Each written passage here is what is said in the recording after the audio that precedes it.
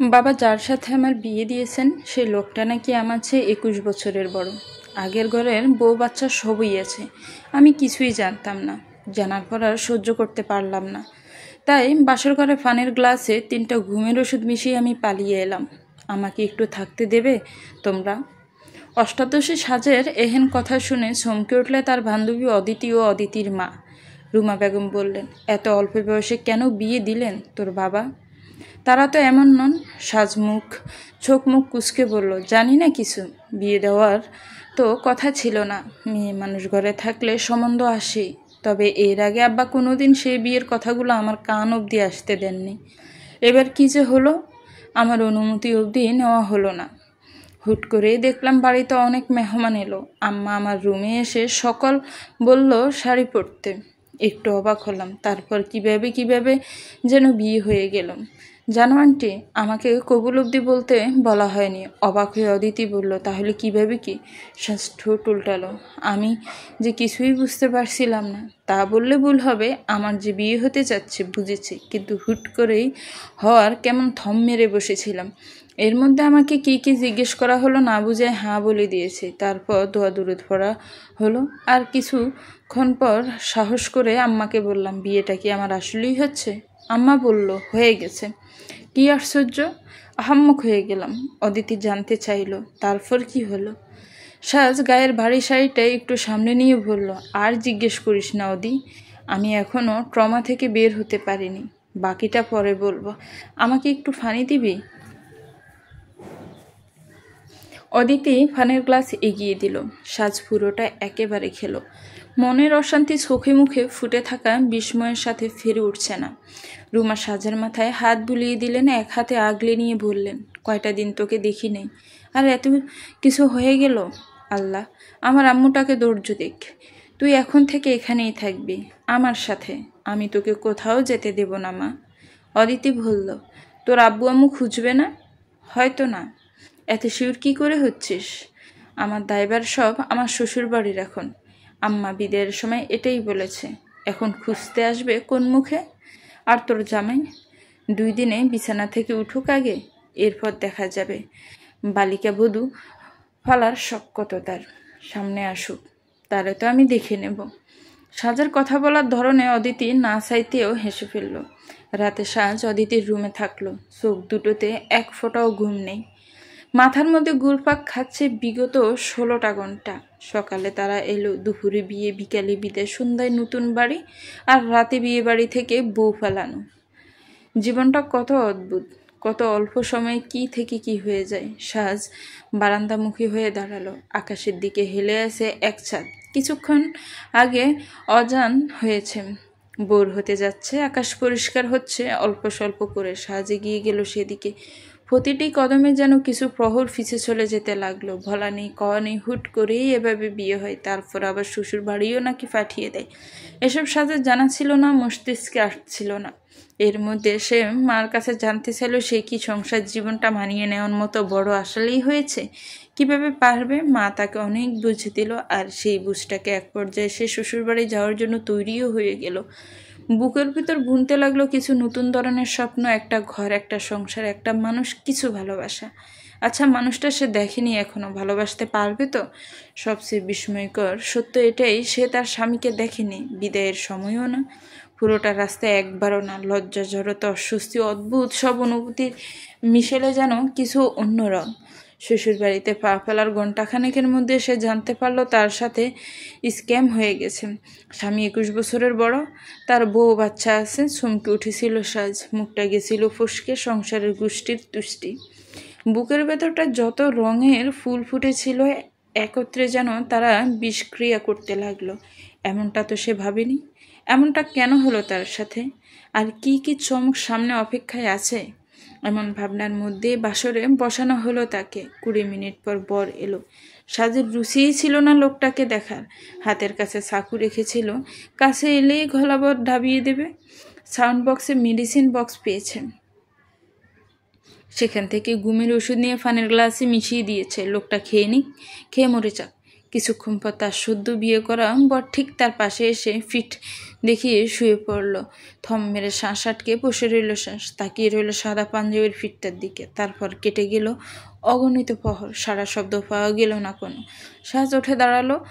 Side বক্সে ডয়ারে কিছু নোটপ্যাডও পেয়েছিল। শ্বাস সেখান থেকে একটা কাগজ ছিঁড়ে ছোট্ট একটা চিঠি লিখল।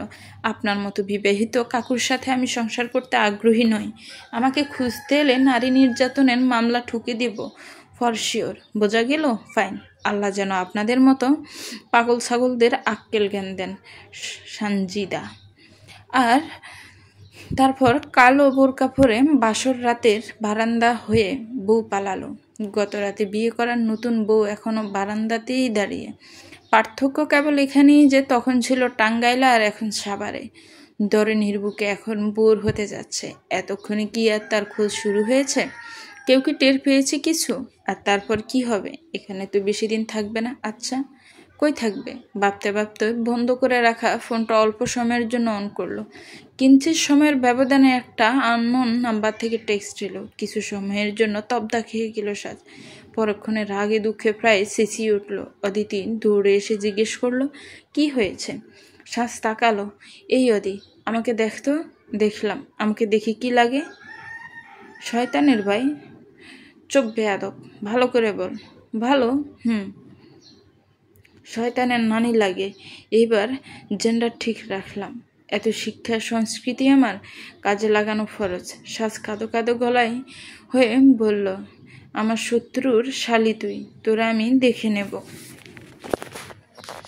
আচ্ছা নিস, এবার বল কি হয়েছে? সাজ নিজের ফোনটা এগিয়ে দিল অদিতির দিকে। সে ফোন হাতে নিয়ে টেক্সটটা পড়ল। ওখানে লেখা, প্রিয়তমা স্ত্রী। এটুকু পড়েই অদিতি বড় বড় চোখ করে সাজকে জিজ্ঞেস করলো, প্রিয়তমা স্ত্রী? আমি? আচ্ছা। অদিতি আবারও পড়তে লাগলো, প্রিয়তম স্ত্রী। মাথার গিলোটা কোন হাটে গিয়ে কয় টাকা ধরে বিক্রি করে এসেছেন কাইন্ডলি বলবেন? ফেরত নিয়ে আসা লাগবে। আফটার অল বিয়ে করেছি, সংসারটাও করাই লাগবে। স্টুপিড মুরগি কোথাকার। ব্যবসাকা খেয়ে তাকালো অদিতি। হতবিহম্বল আওয়াজ তার। এ কে? আমার 21 বছরের বড় বর মহাশয়। প্রিয়তমা স্ত্রী আমার। মাথার গিলোটা কোন হাটে গিয়ে বিক্রি করে এসেছেন কাইন্ডলি বলবেন?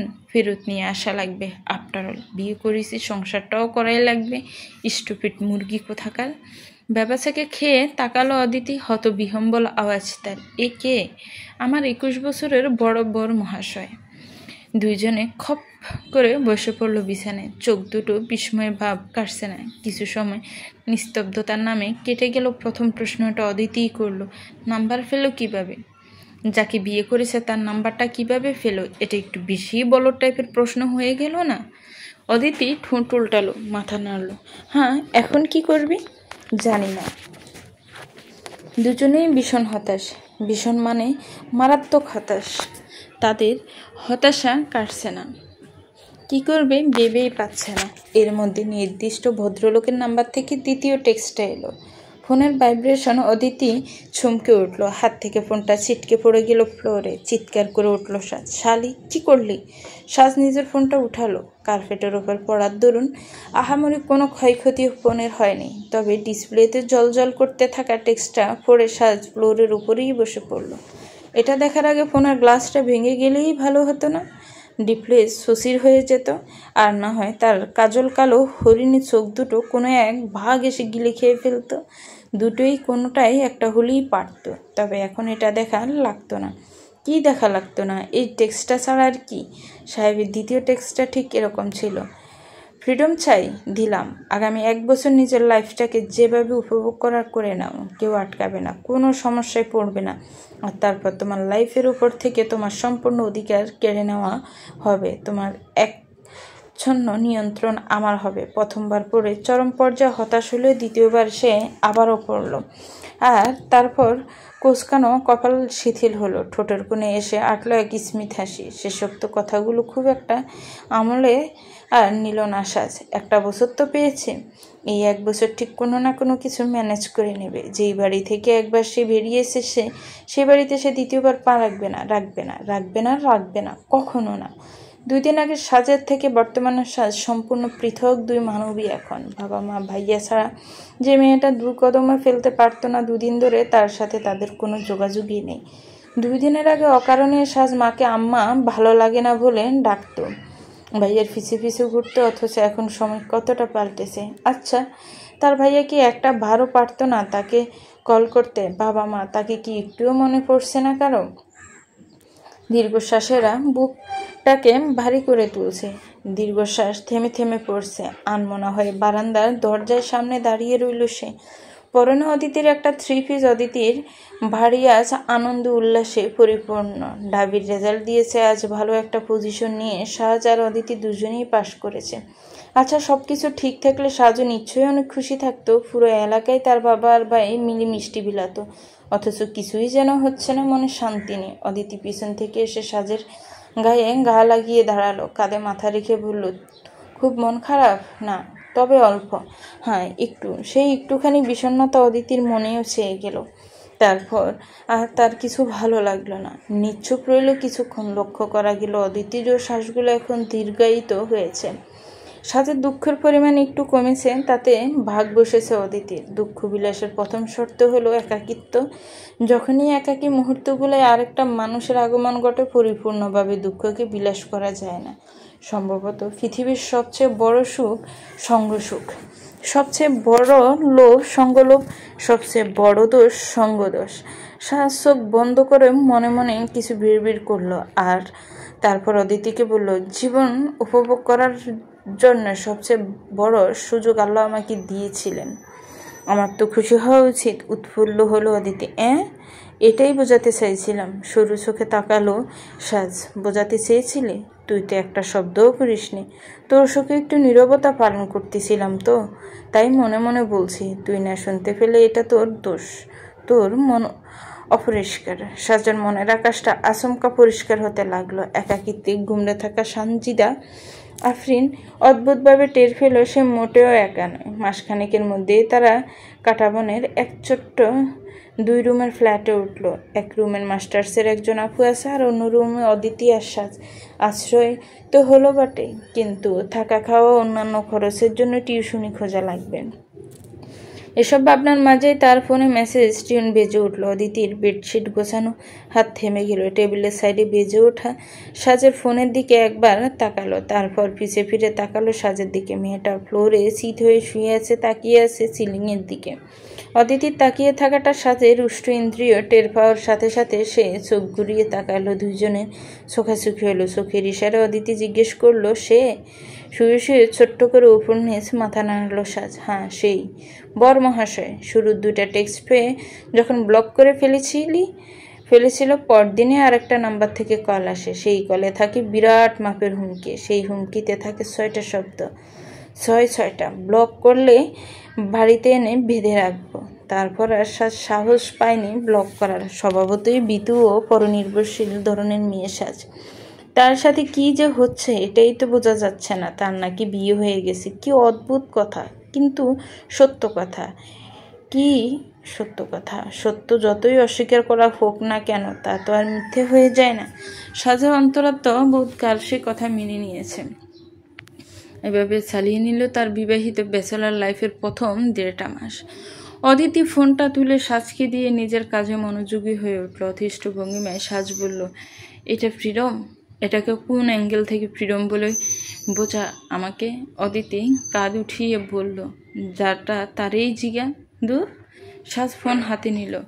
লোকটা তাকে রেগুলার টেক্সট দেয় না, মাঝে মধ্যে দেয়, সপ্তাহে 1টা অথবা 2টা, আর সেই 2-1টাতেই কিছু গোনা শব্দ থাকে মাত্র। আচ্ছা, লোকটার কি কথা বলতে কষ্ট হয়, নাকি টেক্সট বসানো আছে প্রতিটা শব্দে? হাফির দেশ ছাড়লো না। নোটিফিকেশন থেকে দেখে নিল টেক্সটটা। আমার লিগ্যাল ওয়াইফ শুনুন, আপনার ছোট বড় সকল দায়িত্ব আমার উপর বর্তায়। নিজের হক বুঝে নিতে শিখুন। আর তারপরেই দেখতে পেল বিকাশ থেকে আসা টেক্সট রিসিপ্ট মানি 30,000 টাকা। সাজ তরিতে উঠে বসলো। প্রচণ্ড চমকে গেলে মনটা বেখাপ্পা হয়ে যায়। মুখটা শত্রুতা শব্দগুলো বেইমানি করে বসে সে রিপ্লাই করলো, আমাকে টাকার গরম দেখাচ্ছেন অমুক তমুক? হোয়াট এভার সাহেব, আপনি টাকা না দিলে না খেয়ে মরে যাব আমি। এ বেটা, আমাকে সুগার বেবি পেয়েছেন? আমার মোটেও ড্যাডি ইস্যু নেই। আপনি এই টাকাগুলো আপনার বউ বাচ্চার পিছে ঢালেন গিয়ে, জানতো। সাজ বুক ভরে শ্বাস ছাড়লো, তারপর আবার নিজের পাঠানো টেক্সটটা পড়লো। বেশি বেশি বলে ফেলেছে নাকি? না, ঠিকই আছে, এমন লোককে এভাবেই বলা উচিত, এরা এরকম করারই জাত। উপাস থেকে কিছুক্ষণ পর রিপ্লাই এলো, নির্বোধ।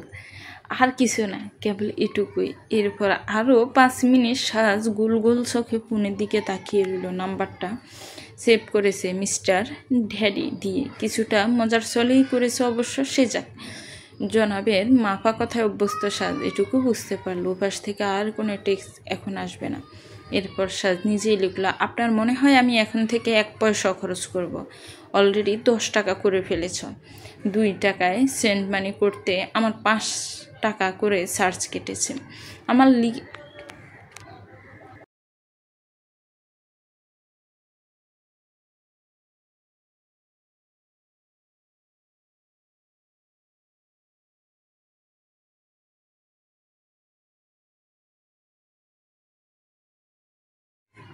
সাজের কথা বন্ধ হয়ে গেল।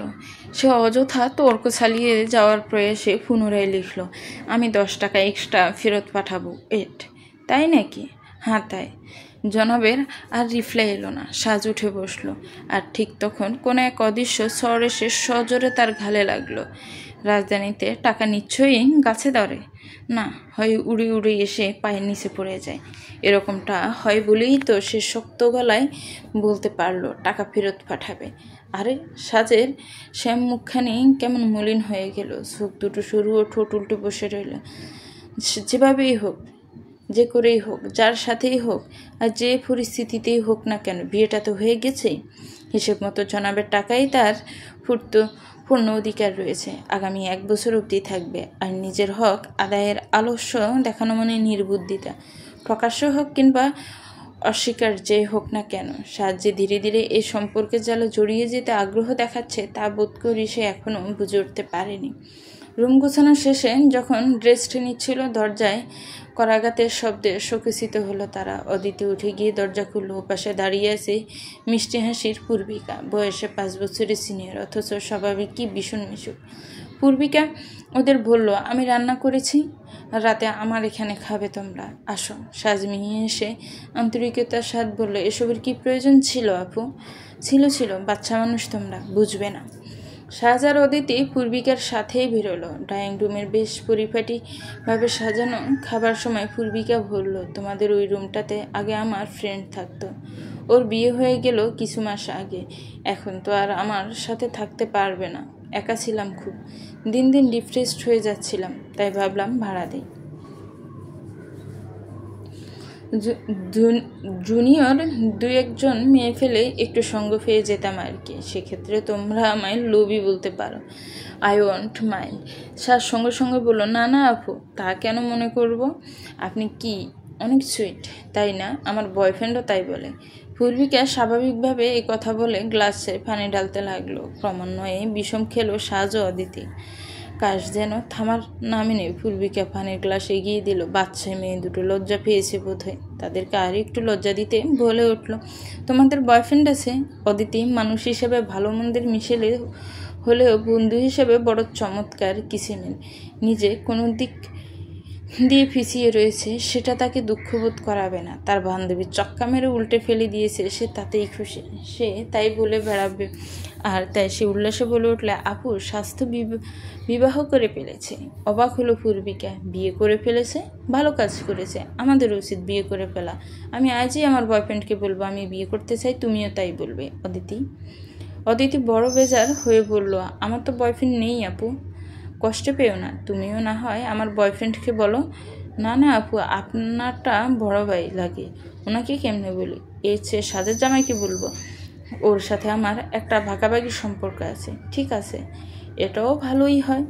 আচ্ছা, ধরনীর কি দ্বিধা হচ্ছে না? কিংবা যদি দুখণ্ডে ভাগ হয়ে যেত? সাজ তখন তার লজ্জাসহ সেখানে লুকিয়ে পড়ত। আপাতত তা করতে পারছে না বলে খাবারের টেবিলে মাথা ঠেকিয়ে বসে আছে। তার কাছে সে কাউকে দেখতে পারছে না, মানে কেউ তাকে দেখতে পাচ্ছে না। সুতরাং লজ্জাবোধ, তুমি একটু লজ্জা করো, একটু দূরে গিয়ে মরো। 15 মিনিটের খাবার 45 মিনিট ধরে লজ্জা পেতে শাহজাহান পেরে উঠে পড়ল। গাল দুটো ব্যথা টান টান করছে, নজর হয়ে আছে বিক্ষিপ্ত। সাজ রুমে এসে প্রথম যেটা নোটিস করলো সেটা হলো স্বামীর টেক্সট। তিনি লিখেছেন, ডিনার ডান। সাজ থেমে থেমে শ্বাস ফেলল। লজ্জা সরম কাটাবনের এই অষ্টম তলার ফ্ল্যাটের দক্ষিণমুখী জানালা দিয়ে আত্মহত্যা করে মরল। আর তারপর রিপ্লাই দিল, মেলা টাকা দিয়েছেন সাহেব, খাওয়ার জন্যই তো। না খেয়ে পারি, খাচ্ছি আর গিলছি, গিলছি আর খাচ্ছি। সারা রাতে খাওয়া থামাবো না। দোয়া করবেন আমার জন্য, আমি যেন সকালেও আপনাকে রিপ্লাই দিতে পারি। খাচ্ছি। সারাদিনের যথেষ্ট দখল গেছে তার। বিছানায় ঘায়েলিয়ে দিতেই ঘুম ছেলে এলো, আর তারপর সব শান্তি, সব আদার। অথচ আদিরিয়ানে লোকে নাকি দুঃখের সাথে তুলনা করে। কি অদ্ভুত দর্শন! তার ঘুম ভাঙল ভীষণ মধ্যরাতে। সে অভ্যস্ত হাতে ফোন খুলল। পাশে অদিতি ঘুমিয়ে রয়েছে। সে সময় দেখলো 4:38 বাজে। না 36 বাজে তো। আর তারপর দেখলো তার টেক্সটের বিপরীতে জবাবে, তুমি খাও, পৃথিবী যত দিকে আছে তত দিকে খাবার আছে, তুমি নিশ্চিত থেকো। সাজ মনে মনে বিড়বিড় করলো, শালার বিবাহিত ব্যাচেলর লাইফ আমার। আর তারপর আবার ঘুমিয়ে গেল। পরদিন শাহজাহান অদিতি নীলক্ষেত এসেছে। বইয়ের জগতে প্রবেশ করে অদিতি কই যে হারিয়ে গেল, তাকে আর খুঁজে পাওয়া গেল না। বিশেষ খোঁজ সে সাজ নিয়েছে এমনটাও না। সাজ ঘুরে বেড়াচ্ছে আনমনে, হাতে বিশাল বড় এক পর্দা। সেই পর্দায় সিরিয়ালে লেখা আছে প্রথম সেমিস্টার প্রয়োজনীয় বইয়ের নাম। আপাতত এগুলোই লাগবে। বরমহাশয় থেকে প্রাপ্ত হকের 5,000 টাকা সে উঠিয়ে নিয়েছে। আর প্রথম খরচটা সিএনজিতে বেশ বড় মাপের এক অজানা বাস খেলো। কাটাবন থেকে খিলক্ষেত ভাড়া চাইল 150 টাকা। অদ্বিতীয় মুখ খোলার আগে সাজ বলল, মামা 10 টাকা কম রাখেন। দয়ালু মিন্স 10 টাকা কম রাখতে রাজি হয়ে গেলেন। বড় উল্লাসে, বড় আনন্দে তারা সিএনজিতে চেপে বসলো। তারপর সাজ ফোন বের করলো, বইয়ের লিস্টে গোছাতে গোছাতে অদিতিকে বলল, শোন, রাতে কি রান্না করে খাবো নাকি বাইরে থেকে খেয়ে যাব? অদিতি যেন উত্তর আগে থেকে ভেবে রাখা ছিল। 2 দিন ধরে তো বাইরেই খাচ্ছি, বাজারটা করা দরকার। ঠিক আছে, বই কেনা শেষে গ্রোসারি শপে যাব। আর এটুকু কথার মধ্যে দয়াবান নিষ্ঠাবান সেনজি মামা থামিয়ে বলে উঠলেন, এসে গেছি, নামেন। 7 মিনিটেরও তো পথ না। বাড়ায় তো এত পুরো স্ক্যাম হয়ে গেল সাজের সাথে। অদিতি এক দফায় তর্ক বিতর্ক করতে যাওয়ার মুড বানিয়ে মুখ খুলে ফেলছিল প্রায়। সাজ ওকে থামিয়ে ভাড়া দিল। অবশ্য নতুন না, বিবাহে এই স্ক্যামটা হয়েছে তার সাথে। সে তুলনা খুব বেশি চমকানোর মতো কিছু না। অবশেষে সাজ মাথা নত করে ফেলে আর অতিষ্ঠ ভঙ্গিমে একবার কাঁধ উঁচু করে, লাইফ সেনজিবাড়া সে। সাজ কাঙ্ক্ষিত ঘড়িটা ফেতে দোকানদারের দিকে এগিয়ে বলে, এটার দাম কত? দোকানদারের মাথাটা সাজের মাসির সাথে তুলনা করার স্বাদ জাগলো। মাসির ছোট রাউন্ড শেপের হয়। তারা প্রকৃতিতে অনেক ভিউতে দেখতে পারে বলেই পিছনে না ঘুরে থাপ্পড় পড়ার আগে উঠতে লাগে। বাইরে গিয়ে গান গাইতে সক্ষমতা রাখে। বড় অবহেলার সাথে বলল, 450 টাকা।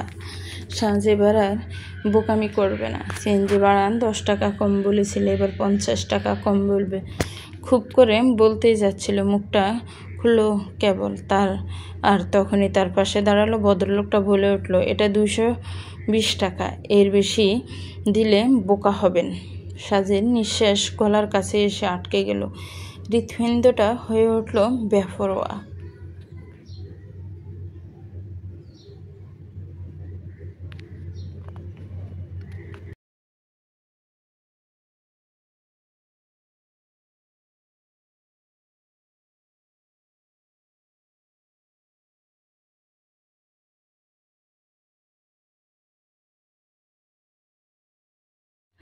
সাজের নিঃশ্বাস গলার কাছে এসে আটকে গেল।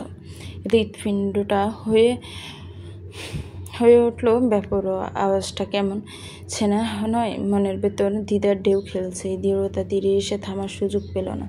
সাজ আর চোখে তাকালো পাশে হালকা নীল রঙের শার্ট, অফ হোয়াইট রঙের প্যান্টের সাথে ইন করে পরা এক অতিমাত্র সুদর্শন স্মার্ট লোক। বয়সের হিসেবে এলে 30-এর ধারে যেন দাঁড়িয়েছে। সে চোখ দুটো শক্ত গলা স্বর শান্ত। সাজার চেহারার নজর বেশ কয়েকটা মুহূর্ত ওখানে আটকে রইল। লোকটা এর মধ্যে ধরদাম করে বই কিনে সাজকে বলল, ফে করুন। বাতাসের সাঁই শব্দ, এত লোকের কোলাহল, যান্ত্রিক গাড়ির হর্ন কিংবা থমকানো মনের বেলাল্লাফোনা কি নাকি ঠিক জানা নেই সাজের। সে কেন যেন লোকটার কথা শুনতে পারল না, তাই প্রশ্ন করল, জি। 220 টাকা। বই কিনবেন না? পয়সা নেই। পরপর 3টা বাড়ত বাক্য ঊর্ধ্বক্রমে যেন অপমান সিঁড়ি বেয়ে উপরে উঠছে। পয়সা নেই মানে? কি বলে লোকটা? গত পরশুই তো তার স্বামী তাকে হক আদায়ের মনোভাবের সাথে 30,000 টাকায় এবং 10 টাকা সেন্ড মানি চার্জের খোটাও দিয়েছে। সে আবার গরিব হয় কী করে? মুহূর্তে সাজের মেজাজ খেপে গেল। ফুসে উঠে বলল, আশ্চর্য লোক! আপনাকে কি আমি বলেছি একবারই আমায় হেল্প করতে? বলিনি নিশ্চয়ই। কথা বলতে আসছেন কেন? রাস্তায় মেয়ে দেখলে চুকচুকানো স্বভাব, তাই না? অবিশ্বাসের চোখে 2 সেকেন্ড তাকিয়ে রইল লোকটা। চোখের গ্লাসটা ঠিক করে নিয়ে এদিক ওদিক তাকালো, আর তারপর শ্বাসকে যেন ভুলেও দেখেনি এমন ভান করে উল্টো রাস্তা ধরে চলে গেল। সাজ ঠোঁট উল্টালো। মনের বিষণ্ণতা নাকি বুকের অস্থিরতা ঠিক বুঝতে পারছে না সাজ। তার আর কিছু ভালো লাগলো না। বইয়ের টাকা দিয়ে অন্য দোকানে চলে গেল। তার সব বই কেনা শেষ। অদ্বিতীয় নাগালের কাছে চলে এসেছে। রিকশায় দরদাম করে এবার সে 30 টাকায় বাসায় এসেছে।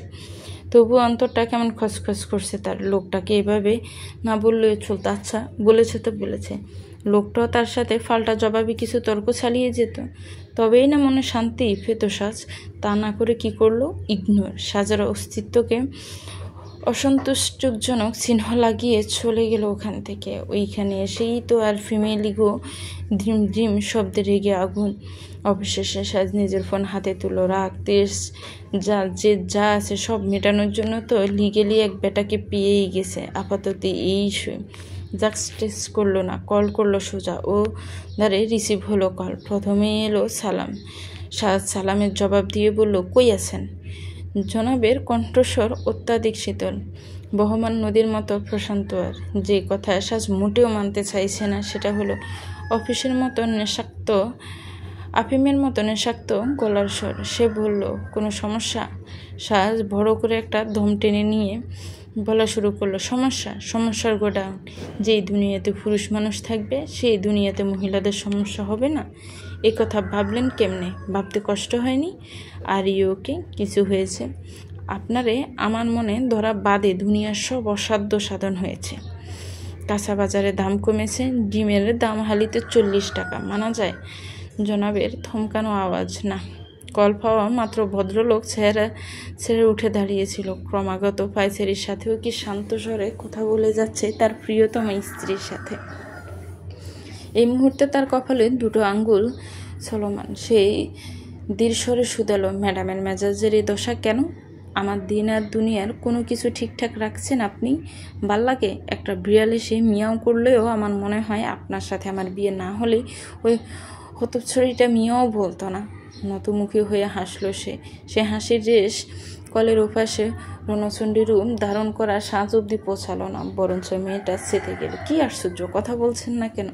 আমারে কি ভাবছেন আপনি? কি আপনার সাথে কথা বলার জন্য পড়ে থাকি? এখনও চুপ আছে?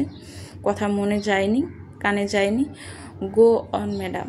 কামল ইয়ার্স, একটু স্ম্যাকে হালকা ঠাট্টা মিশ্রিত স্বল্পবাসী লোকটার অত্যাধিক শীতল আওয়াজ। শ্বাস থমকে গেল। নিথর আওয়াজে বলল, আপনার নাম কি?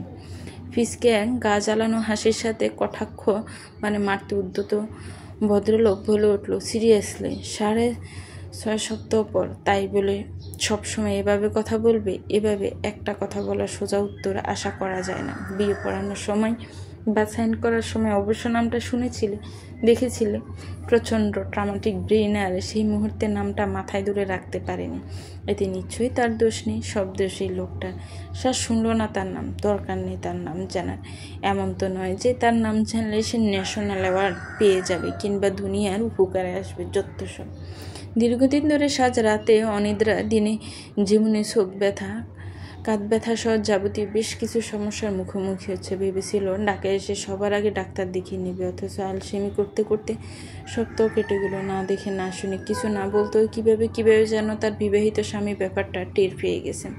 গত রাতে টেক্সটে তাই ছোট্ট করে জিজ্ঞেস করেছে, ডাক্তার দেখানো হয়েছে? বিস্মিত সাজ বিরক্তের সাথে জানতে চাইল কী উপলক্ষে। গার্ডতারা মেয়ে, শোনো, একটা ক্লিনিকের অ্যাড্রেস দিচ্ছি। আগামীকাল বিকেল 4টায় ওখানে একজন মেডিসিন বিশেষজ্ঞ বসবেন।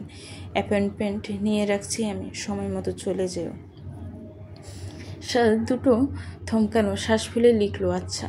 কোত্থেকে যেন মায়া আর দায়িত্ববোধের মিশেল এক ছোট্ট বীজের দানা তার মনে এসে গেঁথে গেল। সে জানে না তা।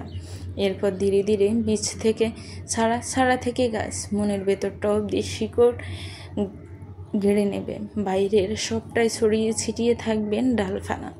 আর তারপর একদিন সাজ আচমকা টের পাবে সে আটকে গেছে এই মানুষটার সাথে। তাকে ছেড়ে আর কোথাও যাওয়ার উপায় নেই। নির্বোধ সাজ আবার টাইপ করতে লাগলো, আমার ভীষণ অপ্রিয় মানুষ।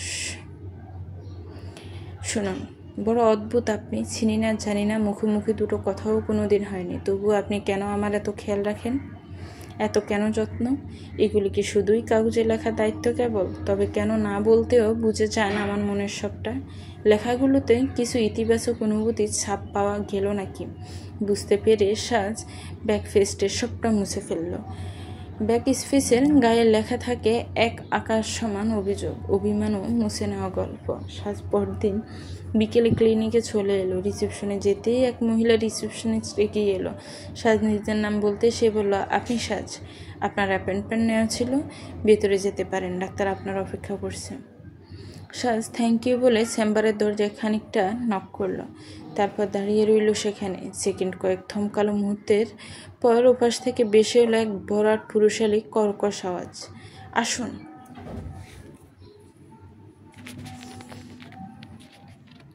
সাজ ভেতরে প্রবেশ করে প্রথম জটকা খেল ডাক্তারকে দেখেন। কয়দিন আগে নীলক্ষেতে এই লোকটার সাথেই না তার এক দফা না হওয়া তর্ক চলছিল। হতভম্ব সাজকে চোখ তুলেন দেখার মতো আগ্রহবোধ জবাব করল না। রুমটা সুন্দর, সুশৃঙ্খল ও শীতাতপ নিয়ন্ত্রিত। দেয়ালে শরীরের প্রত্যঙ্গ অঙ্গ হালকা বোঝাপড়া ছবি সাজানো। সামনে এক কোনায় চমকের একটা name plate, doctor Anaya Ahmed হৃদ, MBBS, FCPS medicine consultant, internal medicine. মনে মনে বিড়বিড় করে বলল সাজ, হৃদপিণ্ড অসুখ, হৃদ বলে বসুন। সাজ চেয়ার টেনে বসে পড়ল। কে জানে কেন, কোনো কারণ ছাড়াই ওই সেদিনের নীলক্ষেতের কথা মনে করে বলে উঠল, আপনি? বিশেষ আগ্রহ এবারও দেখালো না হৃদ। ঠান্ডা গলায় জিজ্ঞেস করলো, সমস্যা কি? বোধহয় ভুলে গেছে, কিংবা আহামরি মনে রাখেনি। সাজ আর মাথা ঘামালো না এই ব্যাপারে। সে সমস্যা নিয়ে এসেছিল, তাই বলল। ঘাড় থেকে মাথা পর্যন্ত টান করে মাঝে মাঝে চোখটা ঝাপসা হয়ে আসে। রাতে ঘুম হয় না ঠিক মতো। হৃদ এবার তার দিকে তাকালো, চোখে চোখ রাখলো। হৃদের বাদামি বর্ণের গোলাটে চোখ দুটোর সাজের গাঢ় কাজল চোখে আটকে রইল 3টা সেকেন্ড। অথচ সাজের মনে হলো লোকটা যেন চোখ হয়ে তার ভেতরটা জেঁকে নিয়েছে। ঘাড় সোজা হয়ে বসুন, চোখের দিকে তাকান।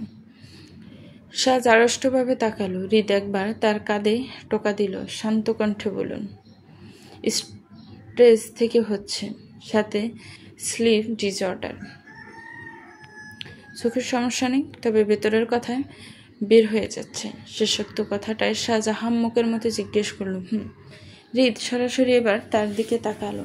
সেই চোখ থেকে সাজ স্পষ্ট বুঝতে পারল সে তাকে চিনেছে। আর মনে মনে এতক্ষণ ধরে যা ভাবছিল তাও যেন বুঝে গেছে। সাজ ইতস্ত করে, আমি ভেবেছি আপনি আমাকে মনে রাখেননি। হৃদ প্রেসক্রিপশন লিখতে লিখতে ফের এক নজর তাকালো সাজের দিকে। মনে রাখি না, ভুলে যেতে পারি না, দুটো আলাদা।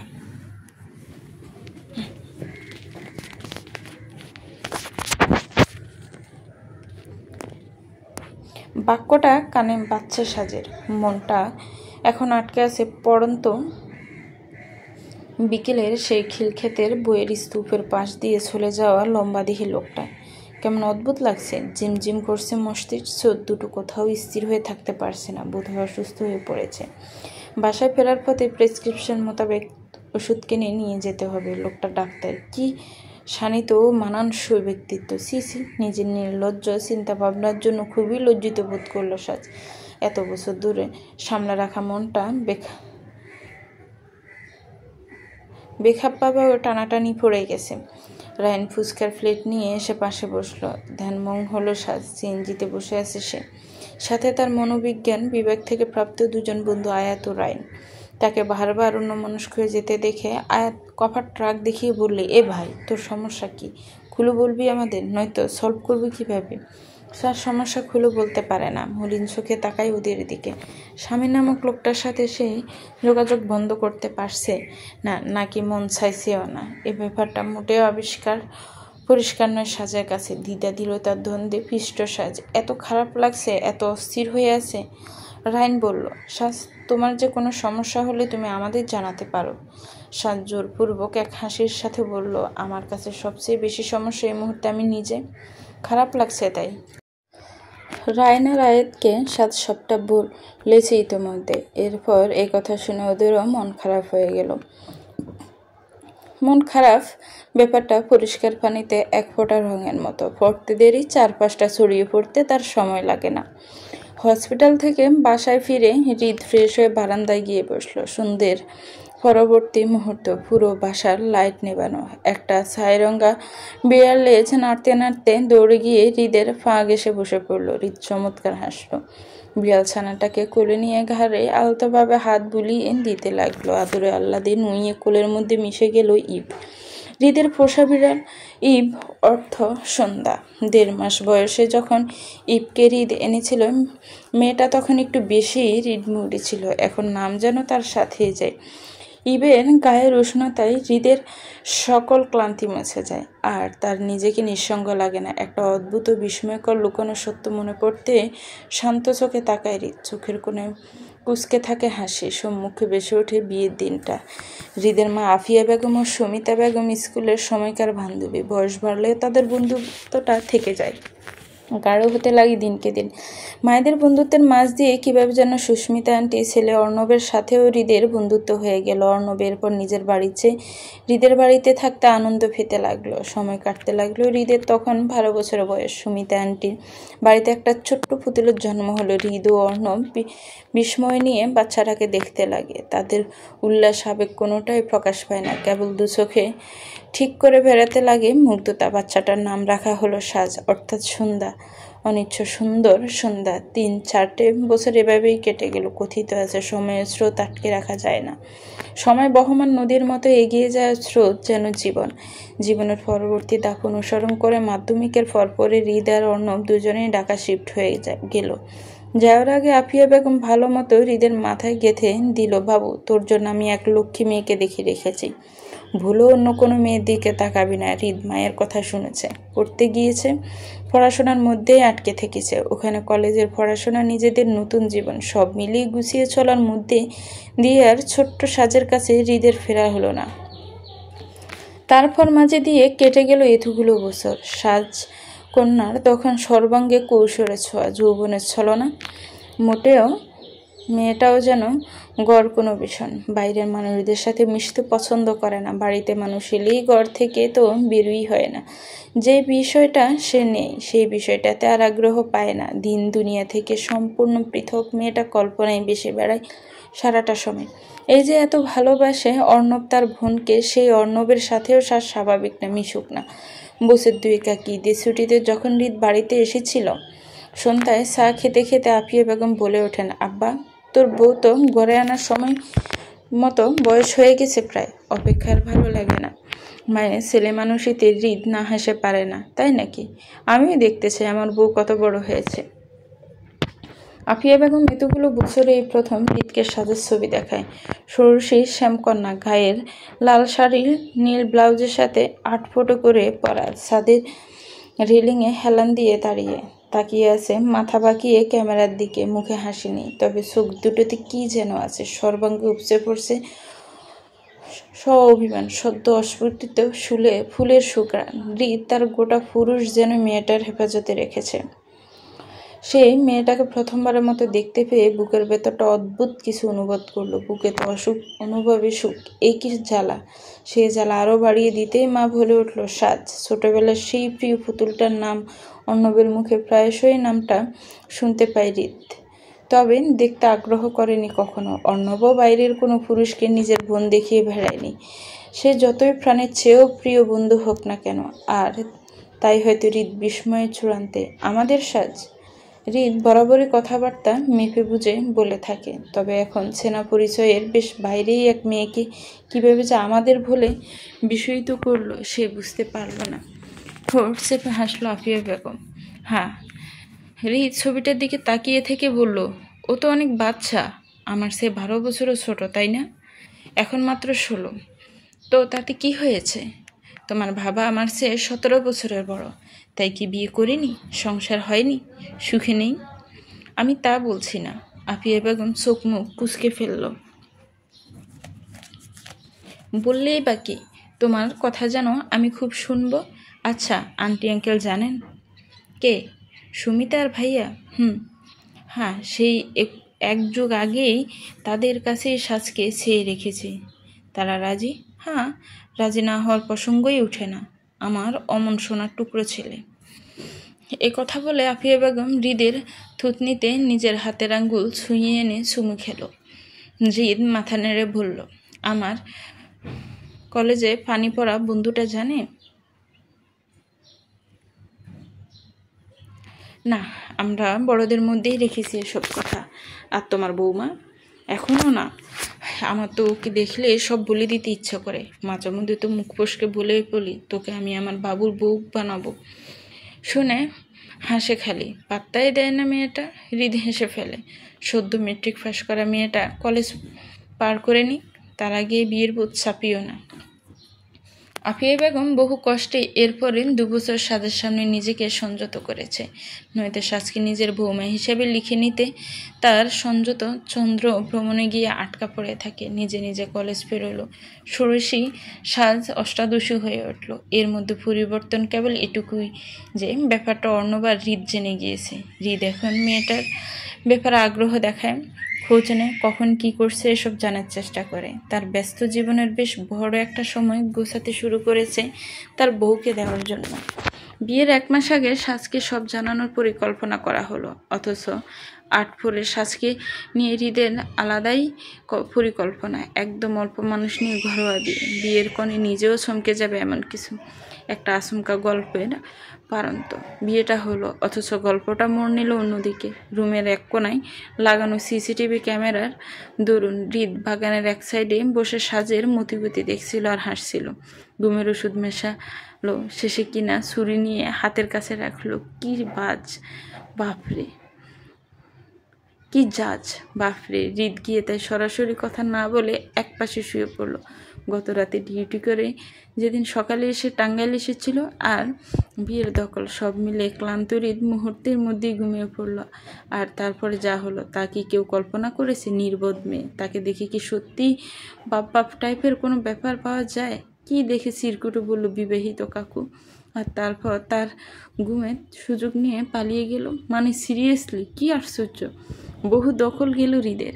বাড়িতে, শ্বশুর বাড়িতে না চাইতেও সব জানানো লাগলো। মেয়েটা স্বাধীনতা চাইছে, সেটা নিশ্চিত করতে যা যা করা লাগে সম্ভাব্য সব কিছুই হৃদ করলো। আর তারপর নিজেই সাজিয়ে ফেললো সাজার পরবর্তী পদক্ষেপগুলো। মেয়েটা না চাইতেও এখন তার কথাতেই চলবে। ইম ঘুমিয়ে গেছে কোলে। হৃদ তাকে আলতো হাতে জড়িয়ে নিয়ে উঠে দাঁড়ালো। রুম থেকে ফোন নিয়ে ফের বারান্দায় পা বাড়ালো। হাতের আঙ্গুল চলে এলো রিসেন্ট ডায়ালে। সবচেয়ে উপরে সেভ করা আছে সন্ধ্যা নামটি। হৃদ কল লাগালো, রিং হতে লাগলো। 1, 2, 3, চতুর্থ রিংয়ে সাজ কল রিসিভ করলো। রিলিংয়ে ঝুঁকে দাঁড়ালো হৃদ।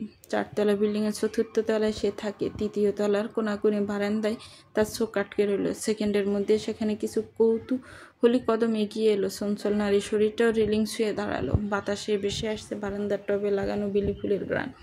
অগ্নিকন্যা বড় বড় শ্বাস ফেলে কাট গলায় বলে উঠল, অসহ্য, কল দিয়েছেন কেন? কি সমস্যা? রাতে খেয়েছেন? নিঃশব্দে হাসতে লাগলো হৃদ। চলবে।